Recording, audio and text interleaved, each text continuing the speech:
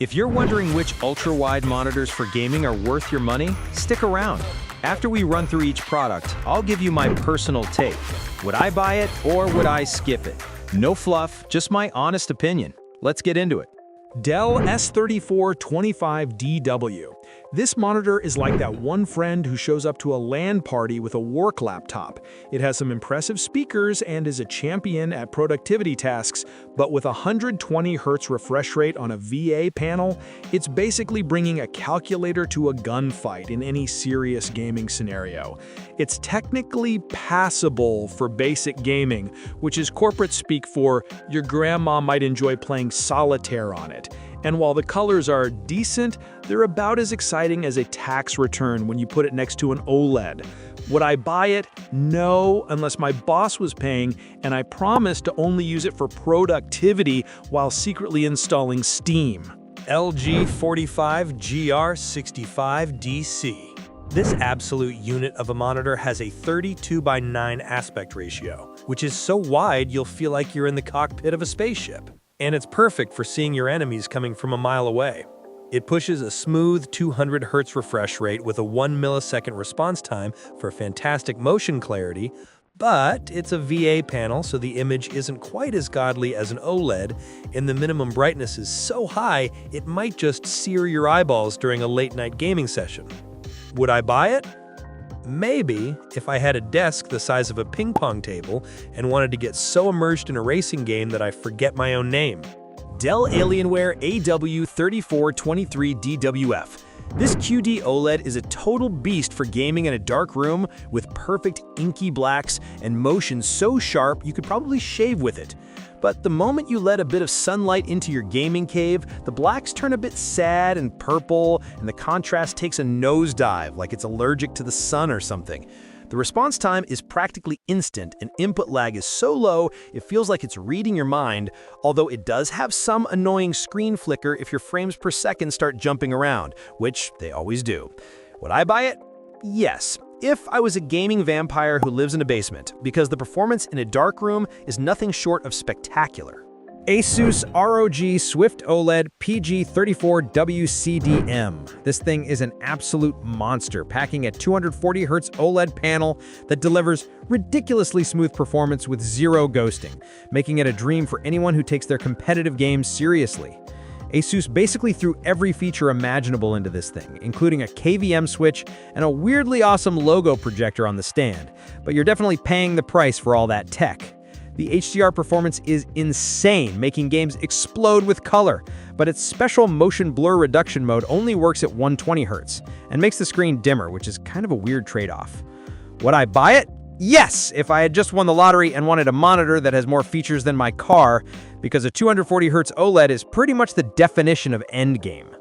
LG 45GX950A-B. This is the literal Swiss Army knife of monitors, with a crazy dual mode feature that lets you choose between a giant 45-inch 5K screen running at 165 Hz for gorgeous single-player games, or flip to a 330 Hz mode for maximum sweat in competitive shooters. The massive size and high resolution make it incredibly immersive, and the motion handling is buttery smooth. But it has this bizarre weakness where bright colors can look a bit dull and washed out, like a forgotten photograph. Would I buy it? Maybe, because that dual mode flexibility is a stroke of genius, but I'd have to stare at it in person to decide if I can live with those slightly tired-looking bright colors.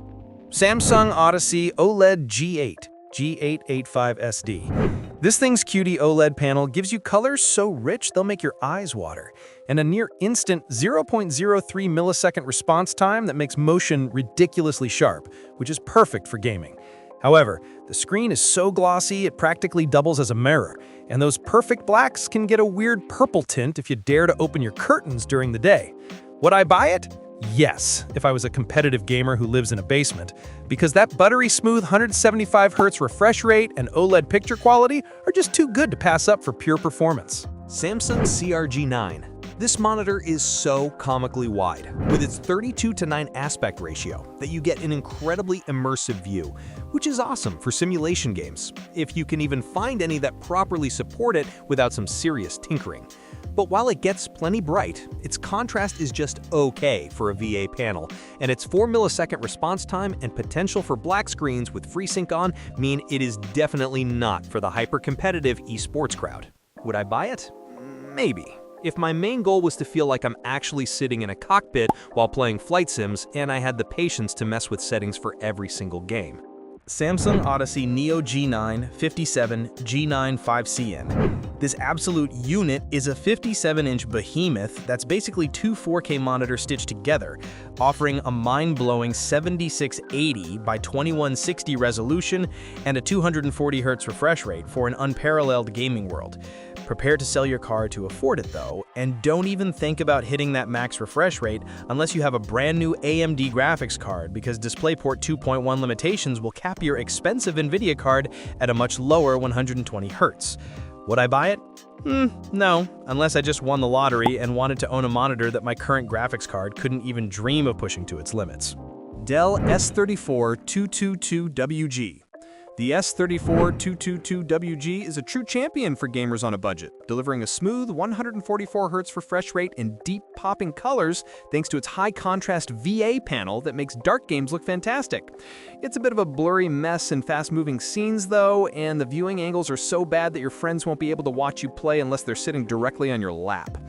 Would I buy it? Yes! This is an absolute steal for the price, giving you a seriously immersive ultra-wide gaming experience without requiring you to take out a second mortgage. AOC CU34G2X. This monitor is another fantastic value option that offers an immersive 144 Hz gaming experience with vivid colors and crisp details that make it feel way more expensive than it is. Don't get too excited about the high dynamic range though, because it looks barely different from the standard mode. And you might notice some annoying ghosting of dark objects in fast-paced games, which can be a real drag. Would I buy it? Maybe, if I wanted a great all-arounder for cheap and could live with the minor ghosting issues in darker game scenes.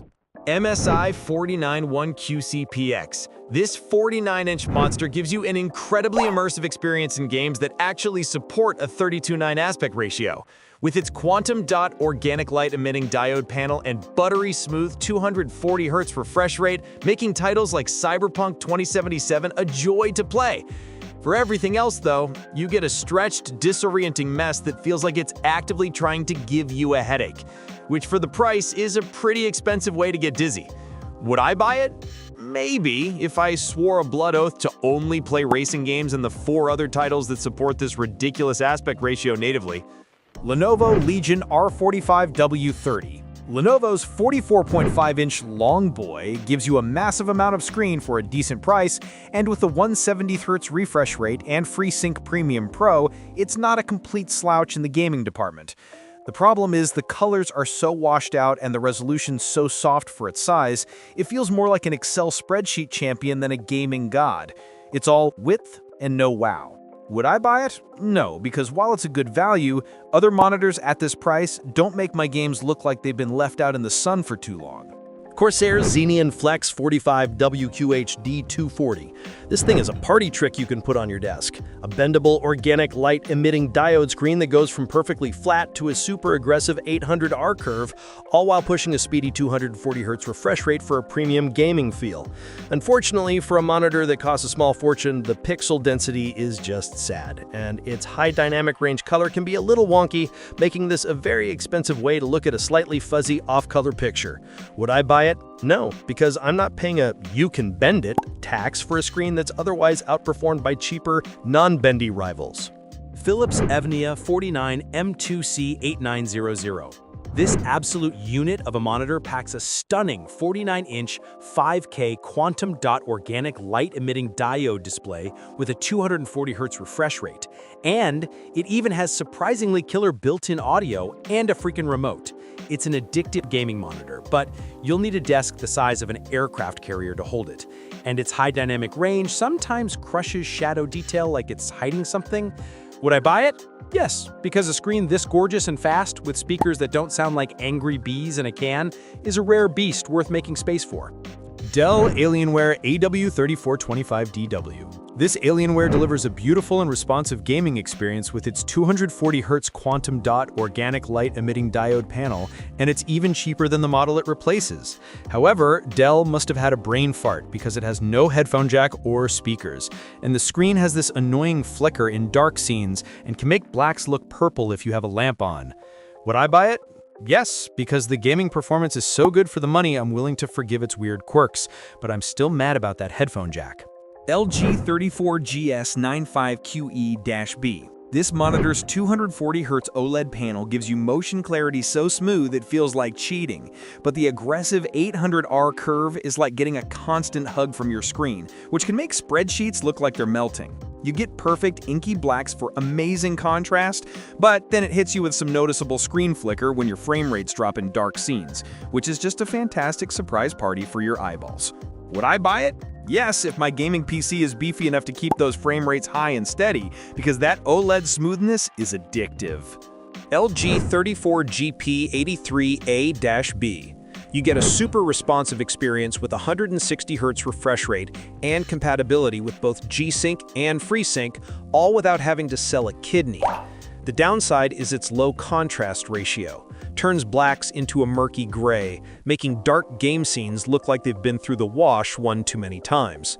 Would I buy it? Maybe, because it's a great performer for the price and awesome for productivity. But I'd have to get over its fear of the dark. BenQ Mobius EX3410R.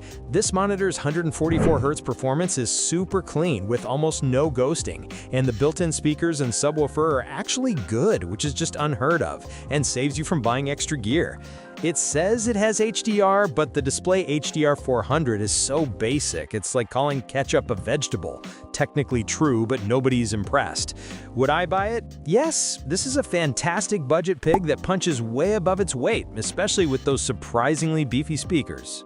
MSI Optics MAG342CQR. The VA panel delivers some seriously deep blacks thanks to a high contrast ratio, making games look rich and vibrant when you're just standing still. But the second you move, the ghosting is so terrible it's like every character has their own personal ghost following them around, which is just unusable for any fast-paced gaming.